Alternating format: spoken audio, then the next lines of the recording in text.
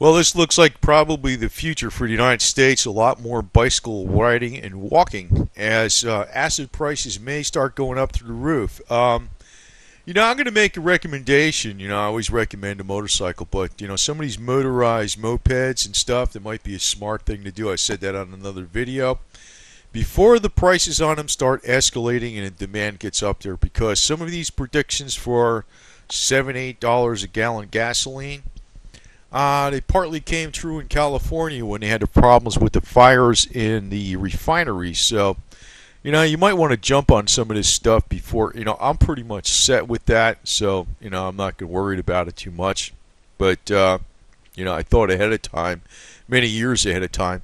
It might be smart to look ahead and go into get some alternative transportation as backup to the backup. But I want to comment some on the U.S. dollar here and what's going on. I know I was looking at Lindsey here, and this was a long presentation, an hour and 40 minutes long, on Natty Bumppo. I don't know who this is. One of my subscribers gave me this link, and I watched it. I thought it was pretty good, and I'm going to succinctly summarize a couple points on it, but I'm going to post a link below if you want to watch the whole thing. It's pretty long, though. It's over an hour and a half. But Lindsey goes into, he says that the dollar itself, there's a lot of more agreements between Asian nations and other nations throughout the world that they're not going to use the dollar as the world reserve currency to trade amongst each other. In a lot of these agreements, I know they've been going on a long time. The one between Brazil and China was years ago. The one between China and Russia was years ago. Those are big ones. China and Japan just happened, I think, less than a year ago.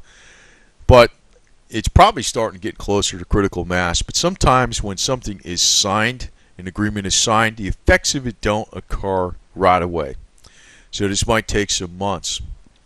My point being is that I can't possibly see how gold and silver are going to go down really hard in this type of environment, because the Chinese are just looking to unload their dollars, and if gold and silver go down low, they're going to buy more. They're buying it like crazy as it is. They've been buying more and more every year. If they want to drive silver down to $20, they're not going to do that, because all the silver in the world is just going to be bought up, period. I mean, go ahead, let them. I mean, really, it's stupid. It'd be stupid on the Western elite's part to do something foolish like that, to push it down that far. I'm going to point something else out about the banking system in general, though. We do know that the Federal Reserve is buying up mortgage-backed securities with, money printed out of thin air. So what's going on at the banking level, at the bank's balance sheet itself, what is happening is that, what's coming off the balance sheet of the mortgage-backed security, and it's being replaced by dollars. So it's an asset-to-asset exchange, and nothing really is affecting the balance sheet, so nothing's really affecting the money supply per se. It's actually just going on the balance sheet. That's why you're not seeing this really hard inflation. But what's going on globally is another story. And see, that's the Achilles heel to the dollar. If other countries start getting rid of the dollar, then the U.S. is screwed. But they can't do it fast, but they are doing it faster and faster. They are doing it faster and faster. So I can't possibly see gold and silver going down really hard, and I think they're actually going to go up quite a bit.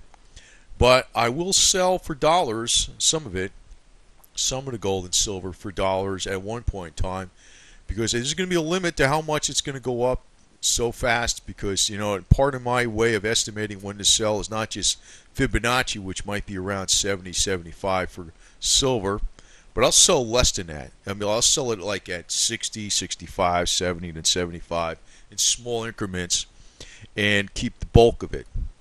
But, that's my plan, to keep the bulk of it, only sell some of it in increments. But, I think the other way to tell besides Fibonacci is the fact that the tone of the silver bloggers will start getting ridiculous. And that is always a good indication of when to sell. Common sense. Common sense. Something else I want to point out even about the fiat dollars, and this is another thing that's bad for euros. Moody's downgraded France's credit rating from AAA to AA+ yesterday. So That's something else, that's been pointed out on like a cover of a magazine that France is the next area that's going to be a major problem, besides, other countries like Spain and Greece and Italy. So, I mean, what's left? Not much, not much. But that's another that's another reason the dollar index is holding up fairly decent. The index is because of the problems in Europe. But as these countries, the QE per se by, just, buying mortgage-backed securities and shoring up the banks with dollars is not really inflationary just yet. But the problem is going to be how is the domestic economy going to absorb the dollars that are not going to be no longer needed by foreign countries to exchange goods for. They're getting rid of the U.S. dollar as the world reserve currency piece by piece. Now, I was listening to this on Lindsey Williams, but I do notice to be a fact. It's actually been going on for some years, but there's other new things that came about that have been signed, and the effects of those signatures between these countries has not taken place yet, so that's something else. Now, I read this just recently too. Iraq's oil production is on the edge of reaching all-time record heights in production of oil. Citigroup's commodity area says that that's going to bring down the price of oil. I think that's incorrect I think that tensions in the Middle East are going to continue. The thing that's going on in Gaza is not going to go away with Israel. And, there's always been talk and rumor of war with Iran, but, nobody really knows. But if any mistake on either side could have set off a war with Iran already, and we could have been having $150 to $200 a barrel crude oil. And actually, if you look at the real long-range charts of oil, it almost looks like this big, gigantic bull flag. And if you add to the next part of the bull flag, it would be up to about $200 a barrel. It would. It may go that high. I'm thinking that it's going to have to go that high, though, because as they get rid of the dollar as the world reserve currency, oil is still traded in dollars.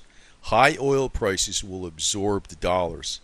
It's been something I've known for years, and it sure doesn't work like that on a day-to-day basis, but I think that trend is solidly in place. That's an absolute fact. That's to be the one thing, high oil prices can actually give more life to the dollar longer. So, anyway, I want to speak a little bit about the election, too, which I was pretty surprised, I always know, I read Vote Scam 2000 back when it was out 12 years ago, the book. And, it's not really like a highly technical book, but, it was actually talking about a lot of vote fraud back in Dade County in Florida, Miami area. But, I know that, with the computer programs out there and everything's computerized, that the final tallies and all this kind of garbage, they seem like something ain't right. Something is not right because, well, for instance, I know Obama got like 99.9% or 100% or 127%, a lot of different precincts, even in Ohio where things were, that was like the key swing state and all this garbage. But what's interesting about this is it looks like even with all that stuff that went on, despite that, it looks like Romney got the popular vote. Now, that's not the first time a president won due to the Electoral College and the popular vote. He did not have the popular vote. But it is the first time that a second term was won by a president who did not get the popular vote. That's never happened. That's never happened. I find that interesting. So, this is actually going to cause a lot of problems. It's what I'm looking at. So, as the economy looks like crap and the president probably isn't popularly elected, this is going to bode very bad for the United States in a lot of ways because there's not going to be very much good cooperation going on, even in the political world. I talked about this fiscal cliff, and they're already just saying they want to raise the debt ceiling. You want to raise the debt ceiling, but the partisan politics is going to start coming into play here pretty soon. I think when it gets down to dotting the I's and nitpicking and all this type of stuff, that's when you're going to see a lot of hardcore back and forth bickering, when you really start digging into the numbers. And that's going to actually be very bad for the U.S. debt rating and very bullish for gold. So, the more they squabble about the budget and the debt and all this garbage like that, the higher gold is going to go, and I think silver too. Something else, getting back to this thing about the oil production in Iraq. Who's actually in there that's doing the oil companies that are in Iraq? It's Chinese oil companies. They're not American. They're not UK. I mean, there's some American, some UK. They own part of these Chinese companies. But it's mainly China that's in there. And this is one thing, despite all the rhetoric that's out there about, a conflict with Iran or something. I don't know if that's going to happen, but it's close. I know Russia would highly criticize the West, and so would China. But, beneath the surface, they're going to smile to the bank. For number one, Russia exports, their big breadwinner is the export of oil. So if oil goes up to $150 to $200 a barrel, they're just going to make a hell of a lot more money. And that, in other words, Russia would love it. They would just be telling the U.S. you're a rotten aggressor, you're evil. They would not be paying the cost of the war. And all the oil that they'd be pumping out of the ground from Russia would be costing, they would be getting that much more money for.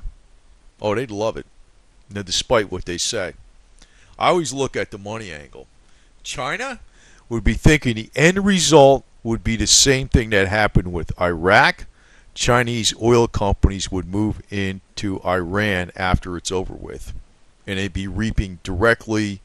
There'd be pipelines going from Iraq and Iran through India and China, and all those countries would be basically benefiting at the expense of Iran. That's probably what would really be going on, despite all the rhetoric. So I don't think it would be a cause for World War III just yet. Something else might cause it. I don't know what, but this I don't think will be a cause of World War III. So that's my point of mentioning this, because both Russia and China would benefit by this financially.